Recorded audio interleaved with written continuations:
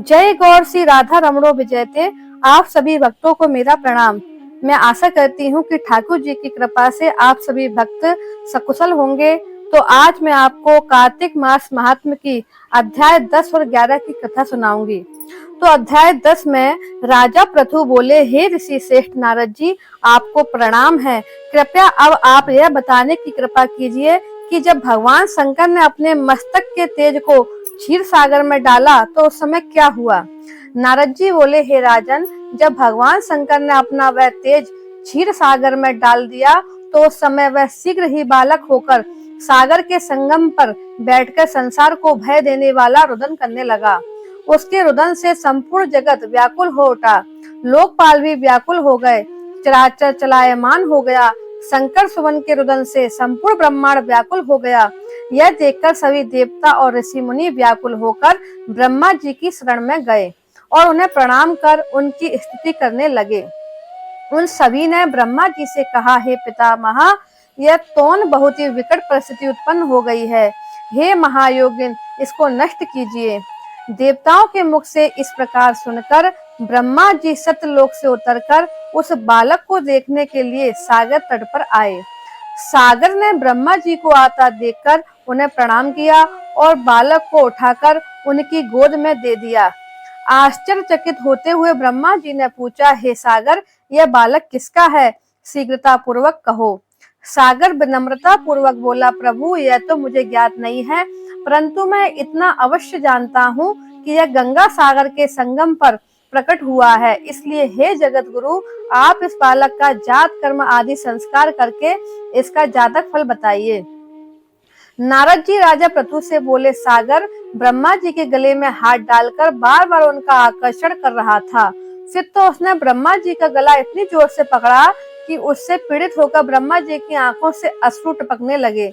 ब्रह्मा जी ने अपने दोनों हाथों का जोर लगाकर किसी प्रकार सागर से अपना गला छुड़वाया और सागर से कहा, हे सागर, सुनो, मैं तुम्हारे इस पुत्र का जातक फल कहता हूँ। मेरे नेत्रों से यह जो जल निकला है, इसका कारण, इसका नाम जलंधर होगा।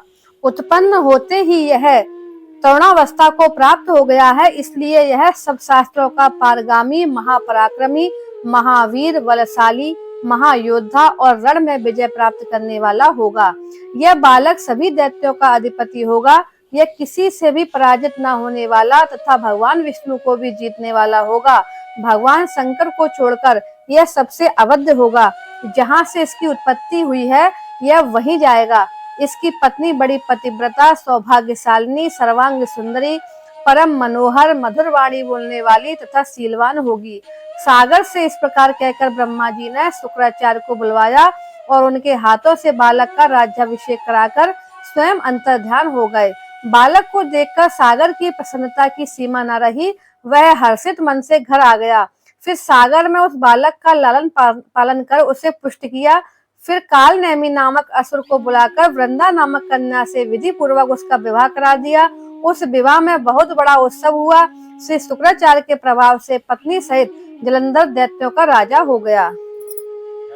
कार्तिक मास अध्याय 10 समाप्त। अब मैं आपको कार्तिक मास अध्याय 11 की कथा सुनाती हूँ।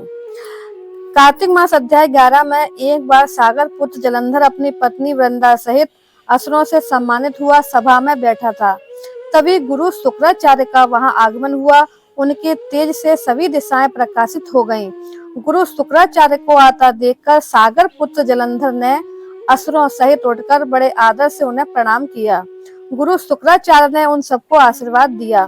फिर जलंधर ने उन्हें एक दिव्य आसन पर बैठाकर स्वयं भी आसन ग्रहण किया।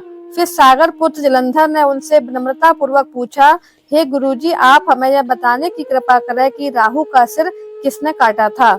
इस पर दैत्य गुरु शुक्राचार्य ने विरोचन पुत्र हिरण्यकश्यपु और उसके धर्मात्मा पौत्र का परिचय देकर देवताओं और असुरों द्वारा समुद्र मंथन की कथा संक्षेप में सुनाते हुए बताया कि जब समुद्र से अमृत निकला तो उस समय देव रूप बनाकर राहु भी पीने बैठ गया। इस पर इंद्र के पक्षपाती भगवान विष्णु ने राहु का सिर काट डाला। अपने गुरु के मुख से इस प्रकार के वचन सुनकर जलंधर के क्रोध की सीमा न रही। उसके नेत्र लाल हो गए। फिर उसने अपने धस्मर नामक दूत को बुलाया और उसे शुक्राचार्य द्वारा सुनाया गया वृतांत सुनाया। तत्पश्चात उसने धस्मर को आज्ञा दी कि तुम शीघ्र ही इंद्रपुरी में जाकर इंद्र को मेरी शरण में लाओ। धस्मर जलंधर का बहुत आज्ञाकारी एवं निपुण दूत था। वह जल्द ही इंद्र की सुधर्मा नामक सभा में जा पहुंचा और जलंधर के शब्दों में इंद्र से बोला, हे देवता धाम, तुमने समुद्र का मंथन क्यों किया और मेरे पिता के समस्त रत्नों को क्यों ले लिया? ऐसा करके तुमने अच्छा नहीं किया। यदि तू अपना भला चाहता है तो उन सब रत्नों एवं देवताओं सहित मेरी शरण में आ जा, अन्यथा मैं तेरे राज्य का ध्वंस कर दूंगा। इसमें कुछ भी मिथ्या नहीं है। इंद्र बहुत ही विस्मित हुआ और कहने लगा, पहले मेरे भय से सागर ने सब पर्वतों को अपनी कुक्षी में क्यों स्थान दिया और उसने मेरे शत्रु दैत्यों की क्यों रक्षा की? इसी कारण मैंने उनके सब रत्न हरण किए हैं। मेरा द्रोही सुखी नहीं रह सकता, इसमें संदेह नहीं। इंद्र की ऐसी बात सुनकर वह दूत शीघ्र ही जलंधर के पास आया और सब बातें कह सुनाई। उसे सुनते ही वह दैत्य मारे क्रोध के अपने ओष्ठ फड़फड़ाने लगा और देवताओं पर विजय प्राप्त करने के लिए उसने उद्योग आरंभ किया। फिर तो सब दिशाओं पातालों से करोड़ों करोड़ों दैत्य उसके पास आने लगे। शुंभ निशुंभ आदि करोड़ों सेनापतियों के साथ जलंधर इंद्र से युद्ध करने लगा। शीघ्र ही इंद्र के नंदन वन में उसने अपनी सेना उतार दी। वीरों की संग ध्वनि और गर्जना से इंद्रपुरी गूंज उठी। अमरावती छोड़ देवता उससे युद्ध करने चले। भयानक मारकाट हुई। असुरों के गुरु आचार्य शुक्र अपनी मृत संजीवनी विद्या से और देव गुरु बृहस्पति द्रोणागिरी से औषधि लाकर जलाते रहे। इस पर जलंधर ने क्रुद्ध होकर कहा कि मेरे हाथ से मरे हुए देवता जी कैसे जाते हैं? जलाने वाली विद्या तो आपके पास है। इस पर शुक्राचार्य ने देव गुरु द्वारा द्रोणाचार्य से औषधि लाकर देवताओं को जलाने की बात कह दी। यह सुनकर जलंधर और भी कुपित हो गया। फिर शुक्राचार्य जी ने कहा कि यदि शक्ति हो तो द्रोणागिरी को उखाड़कर समुद्र में फेंक दो, तब मेरे कथन की सत्यता प्रमाणित हो जाएगी। इस पर जलंधर कुपित होकर जल्द ही द्रोणागिरी पर्वत के पास पहुंचा और अपनी भुजाओं से पकड़कर द्रोणागिरी पर्वत को उखाड़कर समुद्र में फेंक दिया।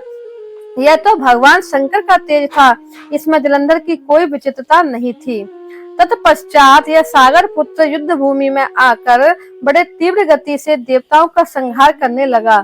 जब द्रोणाचार्य जी औषधि लेने गए तो द्रोणाचल को उखड़ा हुआ शून्य पाया। वह भयभीत हो देवताओं के पास आए और कहा कि युद्ध बंद कर दो, जलंधर को अब नहीं जीत सकोगे। पहले इंद्र ने शिवजी का अपमान किया था। यह सुन देवता युद्ध में जय की आशा त्याग कर इधर उधर भाग गए। सिंधु सुत निर्भय हो अमरावती में घुस गया। इंद्र आदि शिव देवताओं ने गुफाओं में शरण ली। तो बोलो गोविंद भगवान की जय, राधा रमण लाल की जय। कार्तिक मास अध्याय 11 समाप्त। तो आप सभी भक्तों से मेरा अनुरोध है कि कार्तिक मास में इन कथाओं का श्रवण आप अवश्य करें, क्योंकि यदि हम स्नान नहीं कर पाते हैं, दान नहीं कर पाते हैं, तप नहीं कर पाते हैं, जप नहीं कर पाते हैं, व्रत नहीं कर पाते हैं, तो इन कथाओं को सुनने से ही हमारे कुछ पाप अवश्य नष्ट हो जाते हैं। तो आप कृपा करके, आपको जब भी समय मिले आप इन कथाओं का श्रवण करें और ठाकुर जी की, राधा रमण की कृपा आप सभी पर बनी रहे। तो जय राधा रमण।